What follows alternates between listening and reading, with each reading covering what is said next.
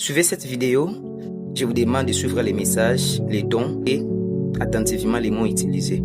À la fin, je vais vos avis en commentaire. Vous avez quelqu'un qui sort de l'Europe et qui organise une escroquerie intellectuelle sur le monde africain, en venant faire croire que la première fois qu'on a dit « Notre Père qui êtes aux cieux », c'est venu de chez eux, alors que c'est écrit dans les temples d'Égypte. Jean-François Champollion l'a dit, l'a montré.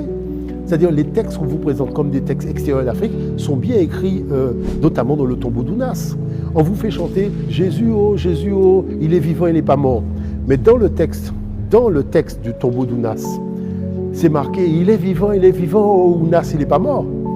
Donc vous changez juste le nom du personnage, vous gardez la même phrase et vous venez me coloniser. Mais c'est quoi ça? Sur le billet d'un dollar, la pyramide qu'ils ont faite, elle est en Afrique, elle n'est pas en Occident. Bon, la notion de monnaie, c'est une invention de l'Afrique. Le premier étalon monétaire de l'histoire de l'humanité s'appelait le chati. Bon, Narmer, quand il a fondé son premier palais, c'est celui qui a unifié la Haute et la Basse Égypte en 3200 de l'ère ancienne africaine. Son palais s'appelait Inech-Eb. Quand vous traduisez Inech-Eb en français, ça veut dire la Maison Blanche, parce que c'est un palais en calcaire blanc. L'aigle à l'aile déployée, c'est le symbole de Narmer, qui est le faucon rouge. Ça veut dire qu'il n'y a rien émanant de la pensée intellectuelle occidentale déjà sur le billet $1. Et c'est sur le billet $1, ils veulent imposer leur hégémonie sur le monde, alors qu'il n'y a rien qui correspond à la maturation de leur pensée. Quel est le problème? Le problème, c'est qu'il y a un déficit de connaissances dans le monde africain.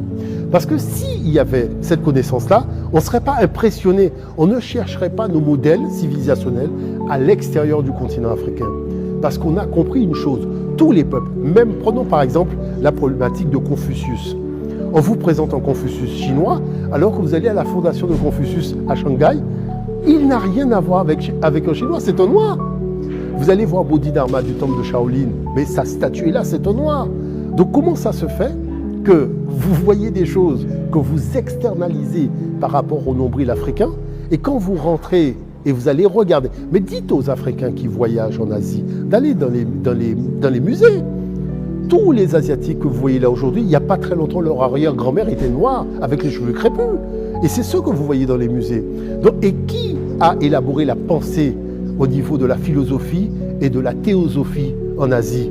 Ce sont leurs ancêtres noirs. Ce sont en Inde, Krishna, Vishnu, ce sont des noirs. Même si on vous les présente blancs aujourd'hui, mais allez voir dans les musées, ce sont des noirs. Donc la problématique de fond, c'est que l'Afrique ne peut pas se laisser coloniser par la pensée de ses pères et de ses mères. Il y a un déficit de connaissances qu'il faut régler. Et c'est par l'enseignement qu'il faut le régler, c'est par les médias aussi, c'est par le fait d'aller dans les écoles. Vous savez, j'ai déjà vu 14